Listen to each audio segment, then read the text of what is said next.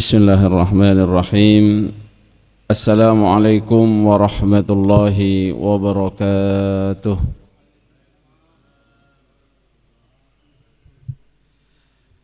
Innal hamdalillah nahmaduhu wa nasta'inuhu wa nastaghfiruh wa na'udzu billahi min shururi anfusina wa min sayyiati a'malina.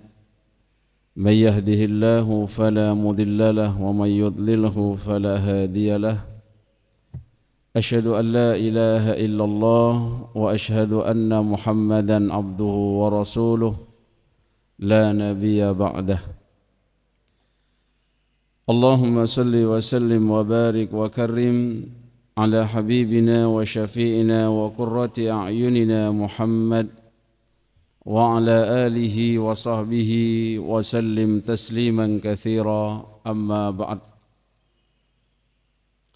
نود التعلم والتعليم والإفادة والاستفادة والنفع والانتفاع لله تعالى رب اشرح لي صدري ويسر لي أمري واحلل عقدة من لساني يفقه قولي اللهم إنا نسألك الهدى والتقى والعفاف والغنى آمين يا رب العالمين. Ikhwatal iman jamaah sekalian, alhamdulillah, mari kita senantiasa bersyukur kehadirat Allah Subhanahu wa taala.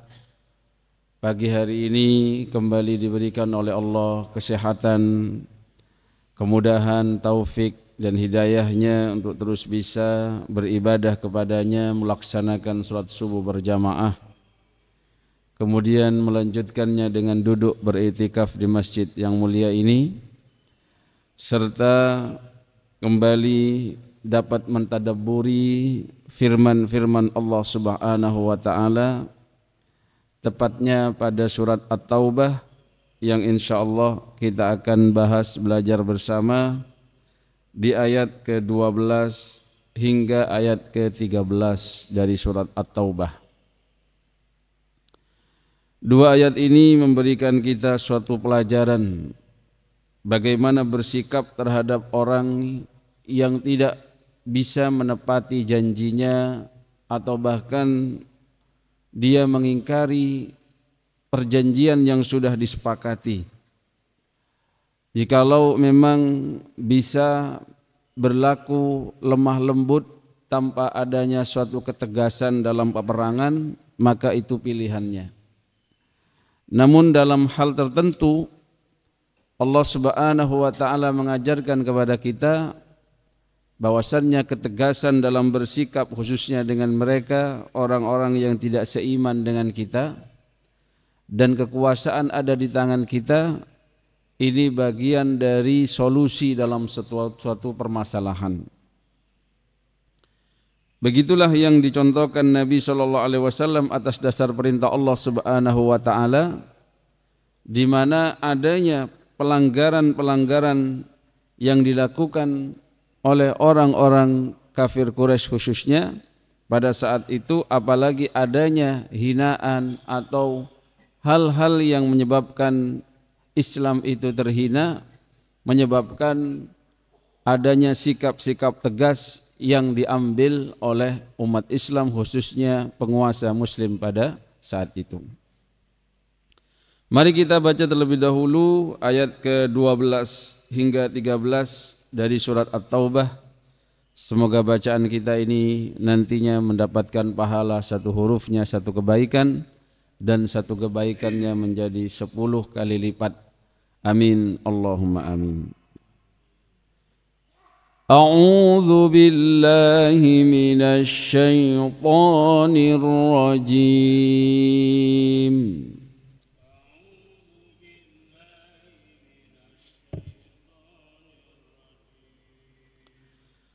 وإن نكثوا أيمانهم من بعد عهدهم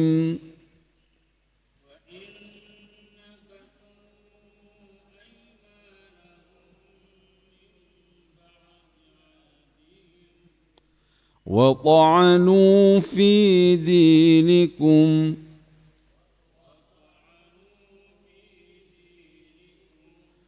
فقاتلوا أئمة الكفر إنهم لا أيمان لهم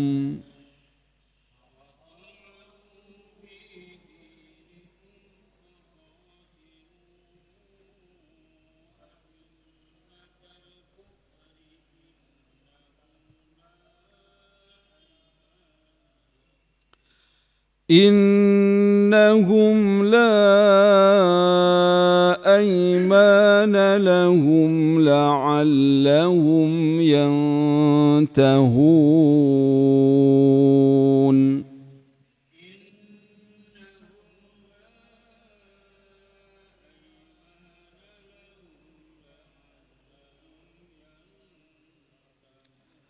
Ada riwayat dari Ibnu Amir membaca la imana lahum.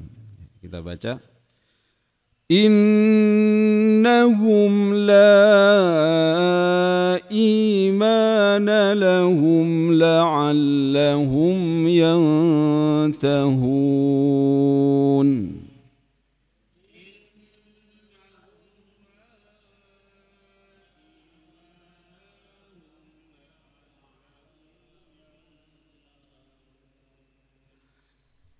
ألا تقاتلون قوما نكثوا أيمانهم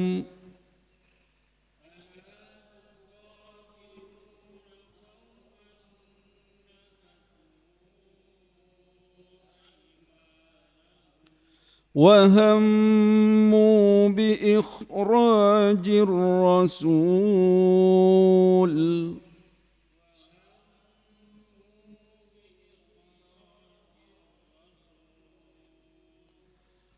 وهم بدأوكم أول مرة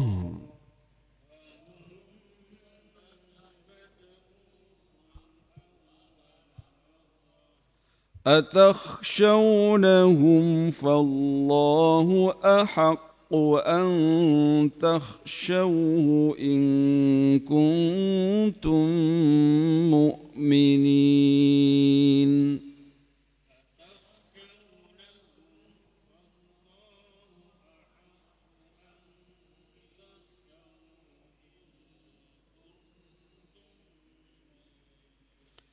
Sadaqallahul azim.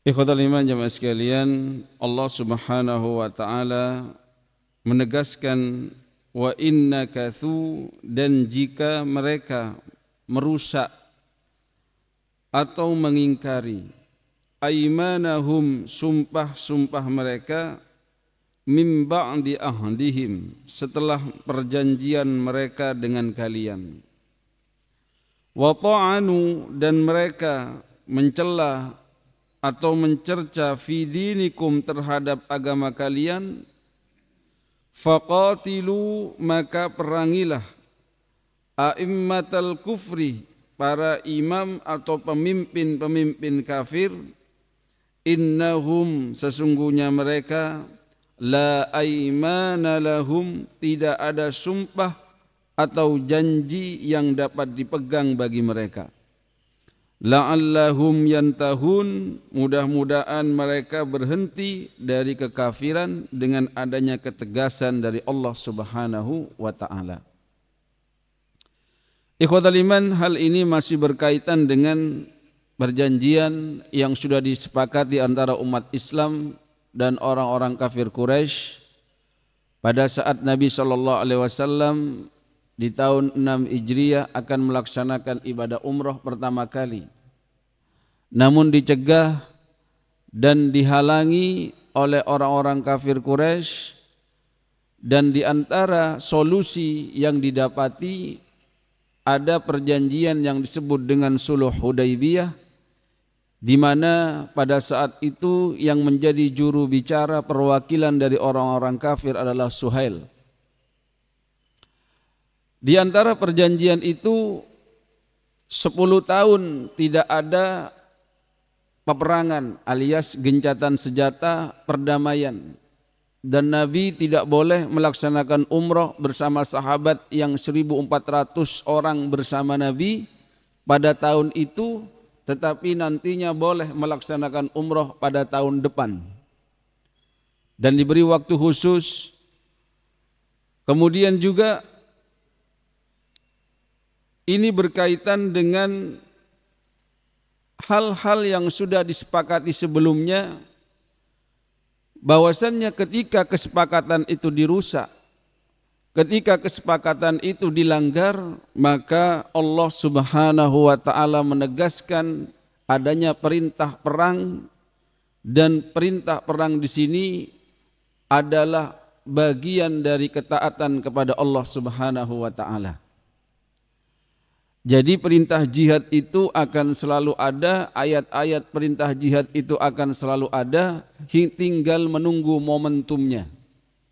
Kalau dulu misalkan ada fatwa dari kiai, bagaimana santri itu turun dalam jihad fisabilillah di Indonesia ini untuk melawan para penjajah, itu contoh bahwasannya perintah jihad itu tidak hanya berlaku di masa Nabi saja, tetapi akan juga terulang di masa-masa berikutnya.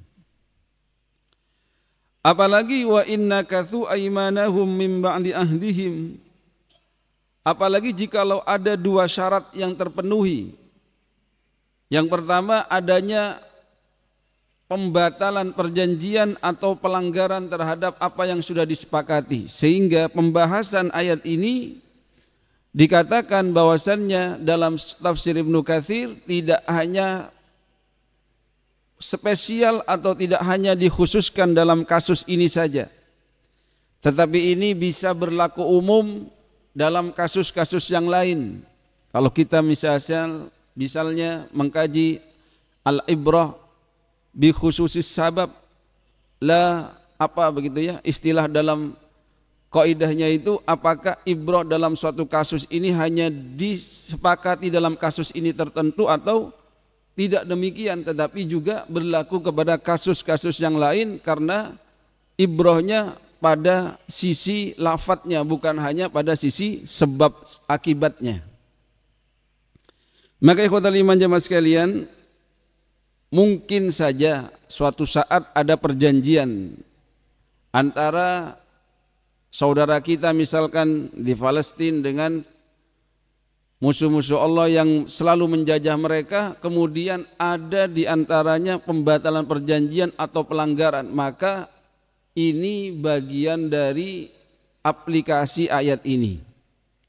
Termasuk jikalau ada di sini syarat yang kedua, setelah adanya pembatalan perjanjian, wa ta'anu fi dinikum, dan mereka mencela atau mencerca fi dinikum terhadap agama kalian, maka perintahnya faqatilu, di sini diartikan maka perangilah a'immatal kufri, para pemimpin orang-orang kafir itu, innahum la aymana lahum la'allahum yantahun. Ikhwatal iman, ayat ini bisa kita tadabburkan atau kita kembangkan terhadap kasus-kasus yang mungkin akan terjadi atau yang sudah terjadi, khususnya kasus-kasus yang terjadi setelah masa-masa kenabian, apalagi di masa-masa kenabian. Sampai-sampai pembahasannya ada pada bagaimana status orang kafir dhimmi yang dia ini dilindungi oleh negara, namun dia ini melanggar ketentuan yang sudah dia lakukan, yang sudah dia taati, yang seharusnya dia tanda tangani sebagai bentuk dari kontrak. Kemudian apakah bisa dihukum mati atau tidak? Jikalau ada seorang kafir dhimmi yang mana Nabi sangat menghargai, man adza dhimmiyan faqad adzani, orang yang menyakiti orang kafir yang dilindungi di negara Islam khususnya, maka sama dengan menyakitiku. Tetapi kalau orang ini melanggar ketentuan kontrak perjanjiannya, sebagaimana dulu orang-orang Yahudi melanggar piagam Madinah yang sudah ditandatangani bersama dan disepakati bersama, sehingga mereka pun diusir dari Madinah gara-gara pelanggaran itu. Apalagi syarat yang kedua terpenuhi, yaitu adanya cercaan atau hinaan terhadap kehormatan Islam itu sendiri. Dan simbol-simbol keislaman salah satunya adalah Rasulullah. Jadi kalau ada pemuka orang Yahudi yang difatwakan atau diputuskan untuk boleh dieksekusi mati, karena apa? Karena dia sudah menghinakan Rasul, menghinakan Allah dan Rasulnya. Salah satunya misalkan yang menulis syair yang terus selalu mengejek-ngejek Nabi. Dia ini menulis syair yang mana isi dari syairnya ini adalah hinaan-hinaan terhadap Rasulullah, yang mana otomatis ketika menghina simbol-simbol Islam, yaitu Rasul adalah simbol, salah satu simbol dari Islam, karena percaya kepada Allah itu satu paket dengan percaya iman kepada Rasul. Maka ada penugasan untuk mengeksekusi mati orang tersebut. Nanti kalau kita belajar sirah, ini kita akan dapatkan. Ikhwatal iman jemaah sekalian, begitu juga kalau dalam kasus-kasus sekarang ada pembakaran Al-Quran, ada karikatur menggambar Nabi SAW dengan tidak pantas. Akhirnya yang menjadi kontroversial adalah ketika orang ini dieksekusi mandiri oleh orang yang tidak terima atas perlakuan ini. Dan kasusnya terjadi bukan di negara Islam, tambah kontroversial lagi.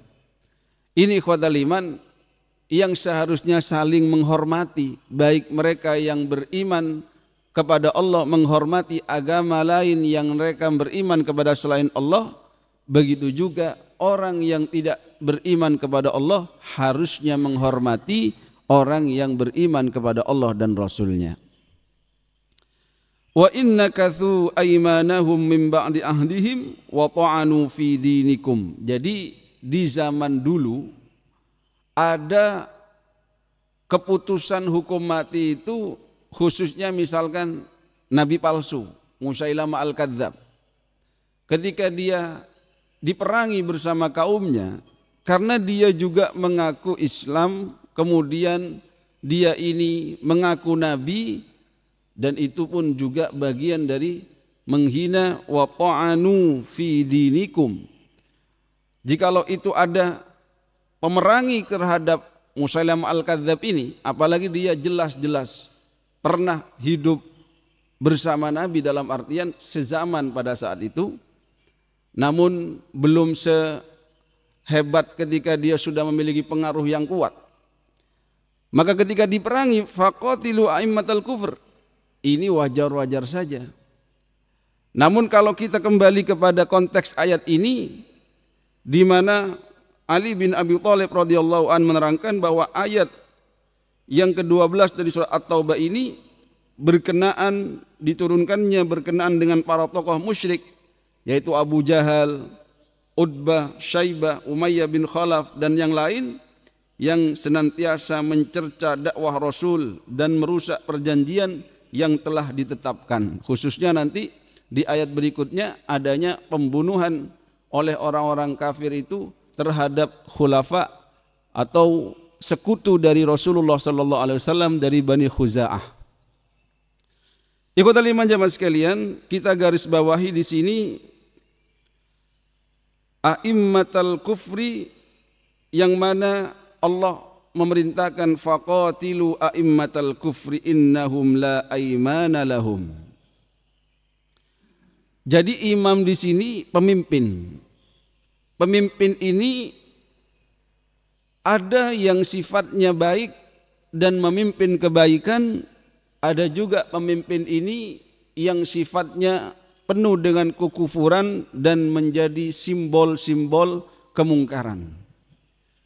Misalkan Fir'aun, Namrud, dan kalau Nabi SAW pernah mengatakan Abu Jahal ini Fir'aunnya umat ini, itu bagian dari a'immatul kufr, karena dia memimpin dengan hebatnya pergerakan-pergerakan yang mana pergerakan itu menghinakan terhadap dakwah Rasulullah sallallahu alaihi wasallam. Bayangkan Pak, Nabi ketika dakwah di Mekah diikuti.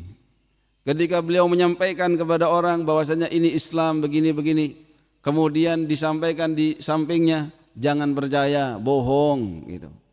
Jadi itu keterlaluan Pak. Jadi kemungkarannya, kepemimpinannya dalam hal mencerca, menghinakan dakwah Nabi ini keterlaluan. Maka nantinya Allah hukum mereka dengan kekalahan di perang Badar. Maka di sini ikhwatal iman dikatakan innahum la aymana lahum. Ketika bernegosiasi atau bermuamalah dengan orang-orang yang seperti ini yang tidak dapat dipegang janjinya, maka ketegasan salah satunya faqatilu a'immatal kufri ini bisa dilakukan. Karena sudah diberikan janji, sudah solusi damai, sudah, tetapi tetap saja dilanggar. Kalau dibiarkan, maka Islam tidak akan mendapatkan kemuliaannya, bahkan izzahnya akan dicabik-cabik. La'allahum yantahun, tujuannya salah satunya adalah agar hidayah Allah akan sampai kepada mereka, setidaknya mereka ini berhenti dengan kemungkaran-kemungkarannya dan mengajak orang itu dalam kemungkaran, dia pun memberhentikan hal tersebut. Kemudian ikhwatal iman jemaah sekalian, ayat ke-13 Allah Subhanahu wa taala memperkuat perintah untuk berjihad fisabilillah, khususnya menghadapi orang-orang yang karakternya seperti a'immatul kufur yang disebutkan di sini. Ala tuqatiluna qauman, mengapa kalian tidak mau atau mengapa kalian tidak memerangi qauman, suatu kaum, nakathu aymanahum, yang mana mereka mengingkari atau sumpah mereka dilanggar sendiri, bahkan wahammu bi ikhrajir rasul, dan mereka sangat ingin mengeluarkan Rasul dari Mekah, dari tanah kelahirannya yaitu Nabi Muhammad sallallahu alaihi wasallam. Bahkan hal tersebut sudah layak untuk diperangi itu karena selain dua syarat tadi, kalau kita mengikuti riwayat dari Ibnu Amir disebutkan dalam tafsir Fathul Qadir li Syaukani, bahwasannya innahum la aymana lahum ini maksudnya dalam riwayat lain, kalau ini riwayat jumhur, kalau riwayat Ibnu Amir innahum la imana lahum, sesungguhnya mereka ini sudah tidak ada iman bagi mereka, tidak mengimani, bahkan mengingkari, benar-benar mengingkari, bahkan tidak menghormati. Ini karena apa? Selain membatalkan janji yang sudah disepakati, juga menghinakan. Panjenengan kalau membaca sirah bagaimana Nabi ini dihinakan ketika beliau sujud di Ka'bah di masa-masa awal dakwah, diberikan kotoran, bahkan dihina-hina begitu, bahkan Nabi pun tidak melawan pada saat itu. Bahkan putrinya pun menangis melihat bapaknya diperlakukan seperti itu, ditaburi debu kepalanya, dan Nabi pun menenangkan putrinya itu, karena sesungguhnya Allah akan menjagaku wahai putriku.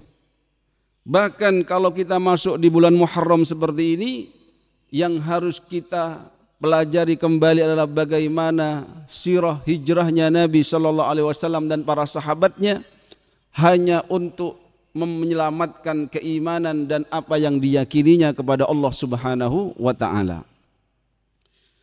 Di mana wahammu bi ikhrajir rasul, mereka ini ingin sekali mengeluarkan, mengusir Muhammad Rasulullah ini dari tanah kelahirannya. Bahkan ketika Nabi hendak hijrah bersama Sayyidina Abu Bakar As-Siddiq, diberikanlah suatu sayembara kepada orang-orang yang bisa menangkapnya hidup atau mati dengan imbalan onta yang cukup luar biasa banyaknya.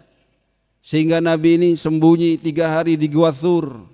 Kemudian beliau ini melewati jalan yang tidak biasa dilalui oleh kebanyakan orang ketika dia menuju Yathrib.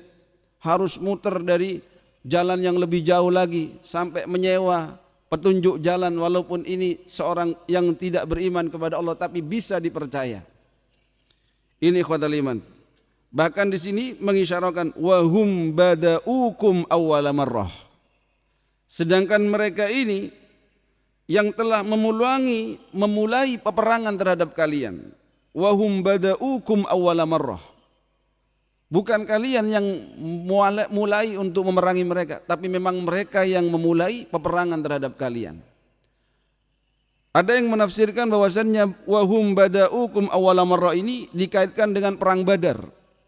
Di mana perang Badar itu awal kali Nabi Muhammad SAW bersama 314 yang lain para sahabatnya keluar dari Madinah hanya untuk menyergap Al-Ir atau kafilah dagang yang dipimpin oleh Abu Sufyan, yang dimana disinyalir bahwasannya salah satu sebagian modal yang dibawa oleh Abu Sufyan ini adalah harta-hartanya orang-orang muhajirin yang dulunya dirampas, yang diambil ketika mereka hijrah, tidak membawa apa-apa ke Madinah.